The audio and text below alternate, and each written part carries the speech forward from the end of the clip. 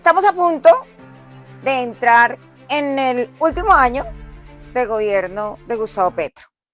Estamos en su fase más radicalizada, en su fase en la que busca ya concretar el cambio de régimen, el cambio de un régimen democrático a un régimen totalitario, a un régimen en el que la concentración del poder esté en una sola cabeza, al estilo del régimen de Maduro, al estilo del régimen de Chávez y al estilo del régimen de Castro, que tuvo esta génesis en Cuba.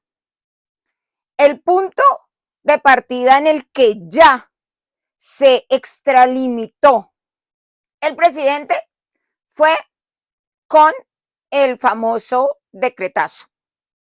Decretazo que fue ambientado por el ministro del Interior, Benedetti, que sin ningún problema, como es él, fue diciendo que el Congreso había cometido un fraude, que el Congreso de una forma ilegítima no había dado concepto respecto de la consulta popular convocada por el presidente.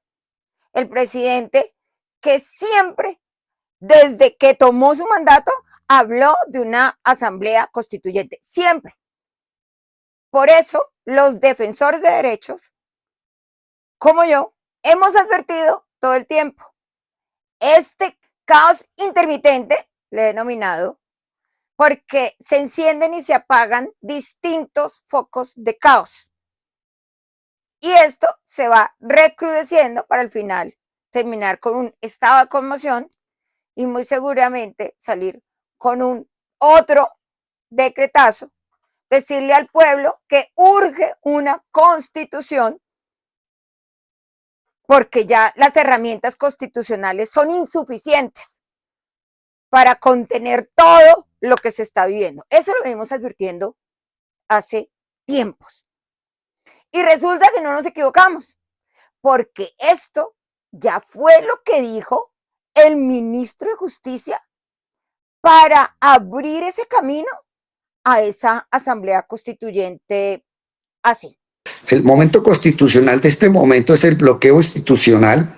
El momento constitucional es la expansión nuevamente de la violencia en el país. El momento constitucional es que Iván Duque no quiso desarrollar los acuerdos de la paz de La Habana y los violentos volvieron a tomarse el país, y que ya después de más de 30 años, pues nos hemos dado cuenta que si bien tenemos la mejor Carta de Derechos fundamentales y sociales de Hispanoamérica y por lo tanto de las más vanguardistas del mundo, lo clave es que la parte orgánica de la Constitución ya no da respuesta a las necesidades colombianas. Luego yo sí diría que estamos en un momento constituyente.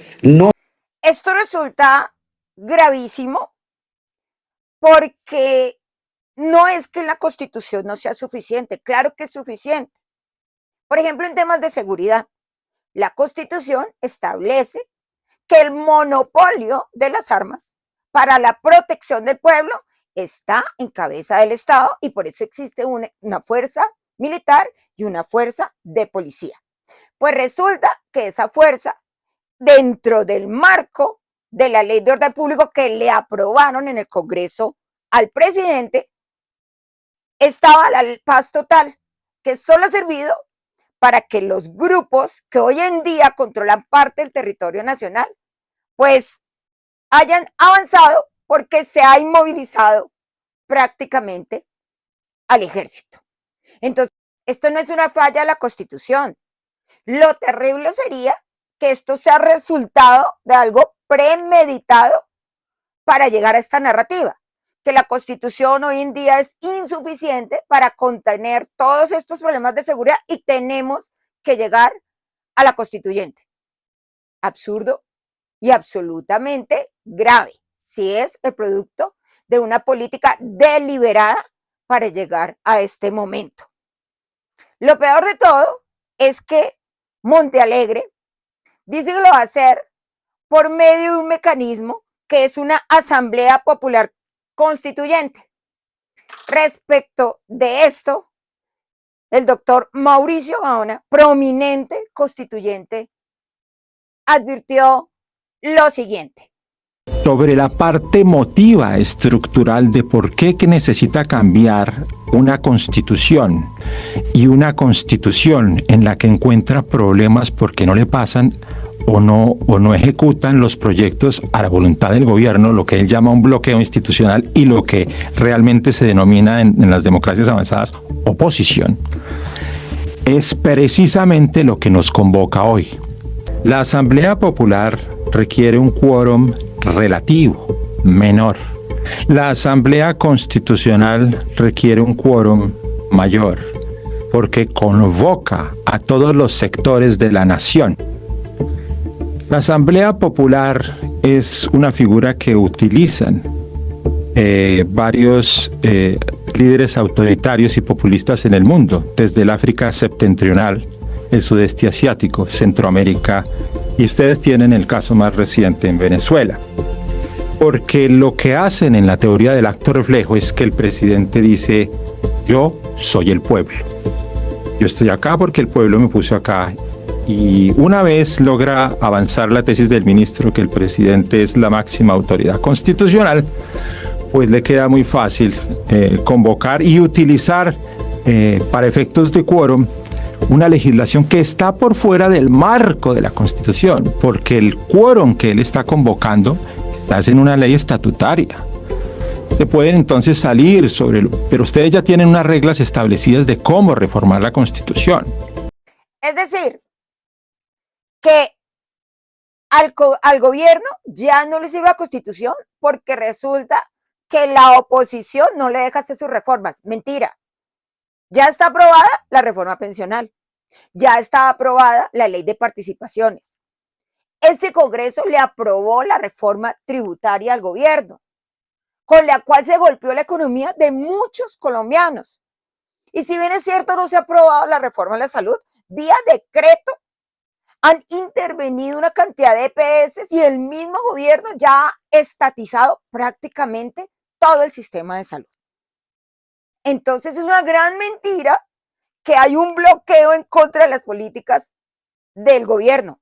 Es falso, no es real porque el Congreso le ha aprobado todo, hasta la reforma laboral, lo cual lo hemos dicho en muchas ocasiones, que había puntos interesantes de la reforma, pero los puntos álgidos iban a resultar en la pérdida de muchos puestos de trabajo. Es obvio, las empresas, las pymes, que son las generadoras del 95% de las fuentes de trabajo de los colombianos, no van a poder con el adelanto de retefuente que les impuso el gobierno y ahora con estos elevados costos laborales. Las empresas de vigilancia, que son pequeñas y medianas, no van a poder soportarlo. Y entonces estas personas, estos vigilantes, ya no van a tener puestos de trabajo. Y mucha de la economía de las personas que no han tenido acceso a educación superior han sacado adelante sus familias con esta labor. Y resulta que el Congreso cedió a lo que quería el Ejecutivo. Y esto es realmente preocupante, que finalmente las otras ramas del poder público cedan a los caprichos del Ejecutivo, que ya con el decretazo prácticamente chantajeó al Congreso. Si bien es cierto, no es que se vaya a poder convocar esta asamblea constituyente, popular constituyente, porque hay una forma ritual en la Constitución de cómo se puede reformar esa Constitución por medio de una asamblea nacional constituyente, como bien lo dijo Gaona. Tenemos que estar muy pendientes los colombianos, sobre todo este último alfil que llegó para ser el jefe del gabinete.